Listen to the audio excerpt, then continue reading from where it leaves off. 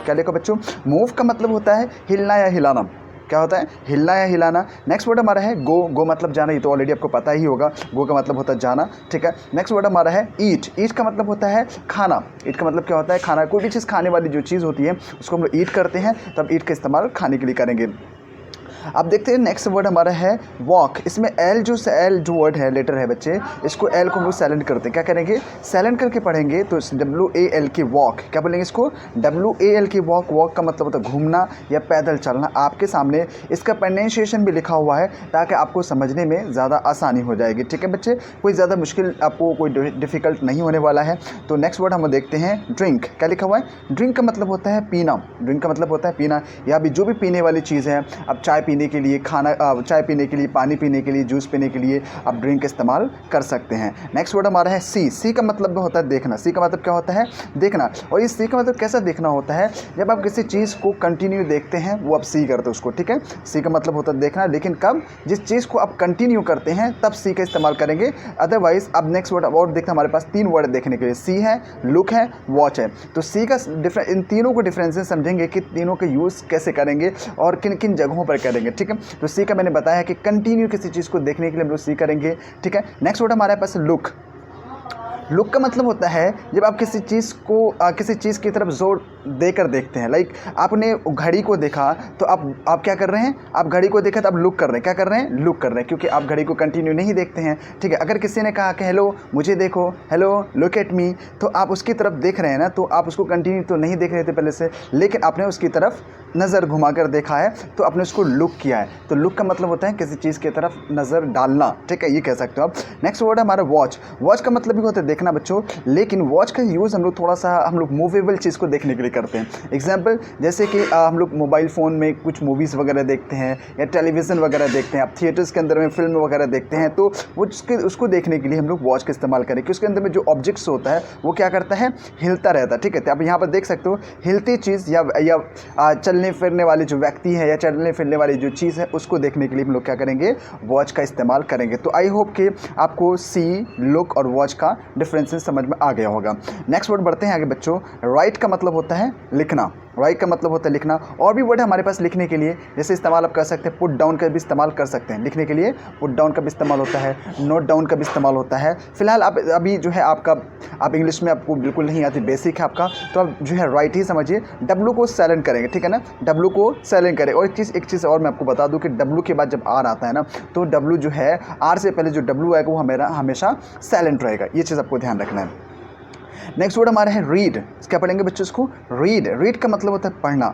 एक चीज़ आपको ध्यान रखना है, ये पढ़ना जो होता है, रीड आप किसी चीज़ को, जैसे न्यूज़पेपर वगैरह पढ़ने के लिए या किसी बुक को आपने उठाया और अपने पढ़ना शुरू कर दिया, रीड किया। लेकिन बच्चे अक्सर गलतियाँ करते हैं, स्टडी यूज़ करते हैं। जैसे पूछेंगे कि बेटा तुम कौन सी क्लास में पढ़ते हो, इन विच क्लास डू स्टडी, सो बोलेंगे आई रीड इन। तो वो रीड इन जो बोलते हैं, I read in 5th class, like that. तो ये रीड वहाँ पर कहना सही नहीं होगा, बेटर नहीं होगा, क्योंकि आप जो स्टडी का इस्तेमाल कर, स्टडी का मतलब होता है अध्ययन करना, यानी जब आप कंटिन्यू पढ़ाई करते हैं तो स्टडी का इस्तेमाल करते हैं। अदरवाइज़ आप जो है आप किसी बुक को आपने पढ़ा या किसी न्यूज़पेपर को पढ़ा, आप कहीं पर जा रहे हैं, घूमते फिरते हुए जा रहे हैं, आपने कोई होर्डिंग देख लिया, कोई बोर्ड पर कुछ लिखा हुआ है, तो आपने उसको रीड किया, आपने स्टडी नहीं किया। स्टडी का मतलब कंटिन्यूस किसी चीज़ को पढ़ते रहना, वो स्टडी होता है हमारा, ठीक है बच्चों।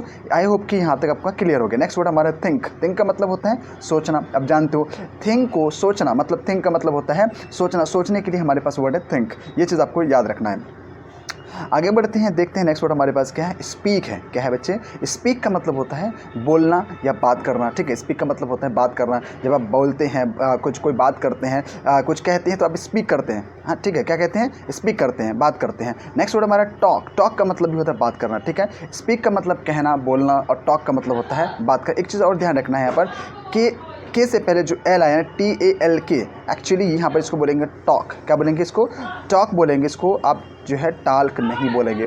अक्सर बच्चे गलतियाँ करते हैं, इसको हम लोग टॉक बोलेंगे। टॉक का मतलब होता है बात करना।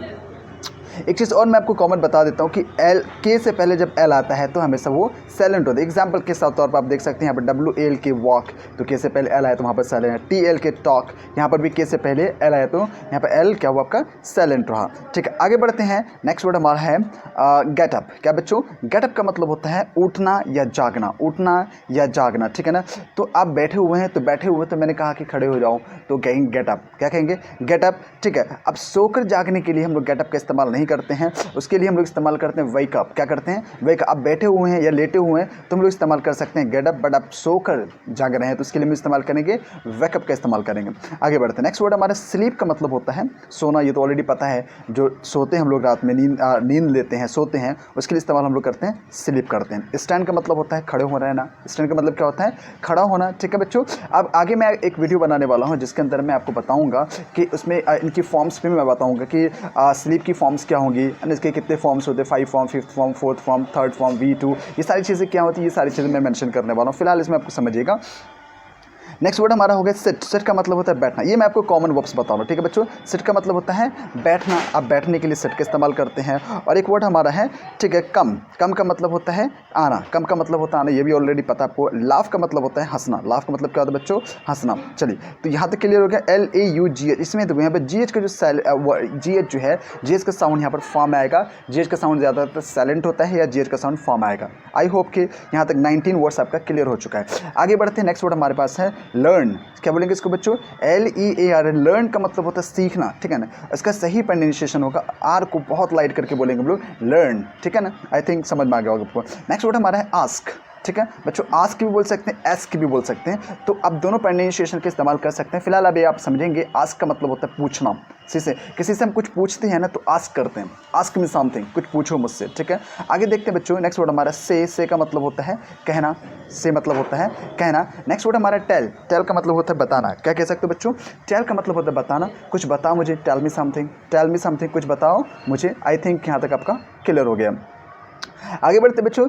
चीट, क्या लिखा हुआ है, चीट। चीट का मतलब होता है धोखा देना। आई थिंक आपको पता होगा ऑलरेडी पहले से। चीट का मतलब होता है धोखा देना, चीट करना। ठीक है, ओके। नेक्स्ट वर्ड हमारा है पुल। नेक्स्ट वर्ड हमारा पुश। पुश का मतलब होता है धक्का देना। आप किसी को धक्का देते हैं तो पुश करते हैं। क्या करते हैं, किसी को धक्का देते हैं तो पुश करते हैं। आगे देखते हैं। और खींचना जो होता है वो पुल होता है। अब बहुत सारे ऑफिस में गए होंगे तो वहाँ पर अब जब इन करते हैं, इन करने से पहले लिखा रहता है पुश। क्या लिखा रहता है बच्चों, पुश करना होता है। और अब जब बाहर निकलने की तरफ आते हैं तो लिखा रहता है पुल, यानी खींचो आप इसको, तो पुल करना होता है। तो पुल का मतलब होता है खींचना और पुश का मतलब होता है धक्का देना, अंदर अंदर अंदर धक्का देना, ये कह सकता हूँ। नेक्स्ट वर्ड हमारा है प्ले।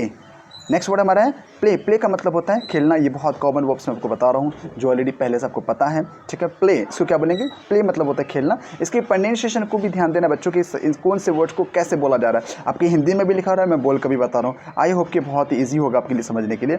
आगे बढ़ते हैं। Game, GAM। गेम का मतलब होता है खेल। अब ये देखिए यहाँ पर चेंज हो गया। अब यहाँ पर ये नाउन, कुछ नाउन आ रहा है, अब वो अब ये नहीं है। गेम का मतलब होता है खेल। अब खेलने को हम लोग कहते हैं प्ले। ऑलरेडी अब आपको बताया जा चुका है, पर अब ऊपर आया है प्ले मतलब खेलना, और गेम का मतलब होता है खेल। आप कोई भी खेल, जैसे कि आप क्रिकेट खेलते हैं वो एक गेम हो गया, फुटबॉल खेलते हैं गेम हो गया, मोबाइल के अंदर वीडियो वगैरह गेम खेलते हैं तो एक गेम हो गया एक्चुअली। ठीक है ना, उसको खेलने के लिए हम लोग इस्तेमाल करते हैं, उसके लिए वो भी इस्तेमाल करते हैं प्ले, है ना। प्ले गेम कह सकते हैं, प्ले गेम यानी गेम को खेलना, कोई से खेल को खेलने के लिए इस्तेमाल हम लोग करेंगे गेम। ठीक है, आगे नेक्स्ट वर्ड हमारा होम। होम का मतलब होता है घर। होम का मतलब होता है, पता है, घर। एक और होता है हाउस बच्चों। हाउस का मतलब भी होता है घर। अब दोनों में क्या फ़र्क होता है ये भी हम समझ लेते हैं। होम का मतलब होता है मकान। होम का मतलब क्या होता है, मकान होता है। ठीक है, हाउस का मतलब होता है घर, लेकिन जहाँ पर आप पूरे फैमिली के साथ रहते हैं, सारा परिवार आपके साथ रहता है, वो आपका एक हाउस हो गया। और होम का मतलब हो गया एक मकान, स्ट्रक्चर। होम का जो घर का स्ट्रक्चर, ढांचा जो बना हुआ रहता है, उसमें फिलहाल कोई है नहीं, होम है वो। ठीक है, और हाउस क्या हो गया, जिसमें आप पूरे परिवार के साथ, फैमिली के साथ है, वो आपका हाउस हो गया। ठीक है, आगे बढ़ते नेक्स्ट वर्ड हमारा डीफ। डीफ का मतलब होता है बहरा, यानी जो व्यक्ति कम सुनता है, जिस व्यक्ति को कम सुनाई देता है, जो व्यक्ति सुनता ही नहीं है, ऐसे व्यक्ति को हम लोग क्या कहते हैं इंग्लिश में, डीफ कहते हैं। ठीक है, आगे वक्त बढ़ते हैं। नेक्स्ट वर्ड हमारा है डम। क्या है बच्चों, डम। अब यहाँ देखिए बी जो है, बी को हमने साइलेंट कर दिया। अब यहाँ पर इसका सही प्रोनाउंसिएशन लिखा डम, डम लिखा हुआ। डम का मतलब गूंगा। गूंगा तो जान रहे हो कि जो व्यक्ति बोल नहीं सकता उसको हम लोग कहते हैं इंग्लिश में डम कहेंगे। नेक्स्ट वर्ड हमारा लेम। लेम का मतलब होता है लंगड़ा। अब ये जान रहे हो कि जो व्यक्ति चल नहीं पाता, मतलब चल रहा है लेकिन सही से नहीं चल पा रहा है, लंगड़ा कर चल रहा है, तब उसको कहते हैं लेम। ठीक है, आगे बढ़ते हैं अलाइव। इसको बोलेंगे अलाइव। अलाइव का मतलब होता है जीवित। क्या होता है बच्चों, अलाइव का मतलब होता है है जीवित, ठीक है, जो जिंदा है, या जिंदा रहने के लिए भी हम लोग इस्तेमाल कर अलाइव का रहते अलाइव का यूज़ करते हैं। आगे बढ़ते बच्चों, नेक्स्ट वर्ड है 34 के अंदर में है स्टे। स्टे का मतलब होता है ठहरना। स्टे का मतलब क्या होता है? ठहरना, रुकना। आप कहीं जाते हैं तो वहाँ पर आप कुछ देर के लिए रुकते हैं तो आप स्टे करते हैं। क्या करते हैं बच्चे? स्टे करते हैं। आप कह सकते हैं मैंने थोड़ी देर वहाँ पर स्टे किया, यानी मैं वहाँ पर थोड़ी देर रुका। आगे बढ़ते हैं, नेक्स्ट वर्ड हमारा फाइंड। फाइंड का मतलब होता है पाना या ढूंढना। किसी चीज़ को ढूंढने के लिए, किसी चीज़ को हासिल करने के लिए आप फाइंड का इस्तेमाल करते हैं। Find some food for me, कुछ खाना मेरे लिए ले आओ, ढूंढ कर लाओ, ऐसा कह सकते हो आप। बाय का मतलब होता है बाय का मतलब होता है खरीदना। ये तो आपको पता है बच्चों। एक चीज़ ध्यान रखना, BUY बाय का मतलब होता है खरीदना। एक दो प्रोनाउंसिएशन है, BYE बाय भी होता है, एक BY बाय होता है और BUY बाय, 3 वर्ड होते हैं सिमिलर से, जिसका प्रोनाउंसिएशन बाई होगा लेकिन मीनिंग अलग अलग होगा। तो फिलहाल बाय का मतलब होता है खरीदना। अब छोटी मोटी चीज़ को खरीदने के लिए आप बाय का इस्तेमाल करते हैं, लेकिन आप जो बड़ी चीज़ें खरीदते हैं, महंगी चीज़ें खरीदते हैं, कार खरीदते हैं या आप घर मकान खरीद रहे हैं, ठीक है, तो उसको आप परचेस करते हैं। परचेस का मतलब भी होता है खरीदना। चलिए आगे बढ़ते, लास्ट वर्ड देखते हैं हमारा 37 के अंदर में है देयर। हियर क्या लिखा हुआ पहला वर्ड हमारा? HER। हियर का मतलब होता है यहाँ, या इसको हम बोल सकते हैं इधर। क्या बोल सकते हैं बच्चों? इधर भी बोलते हैं और या यहाँ भी बोलते हैं, ये चीज़ ध्यान रखना। और देयर, नेक्स्ट वर्ड हमारा है देयर। देयर का मतलब होता है वहाँ, या बोल सकते हैं उधर। देयर का मतलब वहाँ या उधर। मैं उधर जाऊँगा, आई वुड गो देयर, मैं उधर जाऊँगा। मैं इधर आऊँगा, आई वुड कम हियर, ठीक है। तो हेयर का मतलब इधर या यहाँ, देयर का मतलब उधर या वहाँ, ठीक है। आगे देखते हैं नेक्स्ट।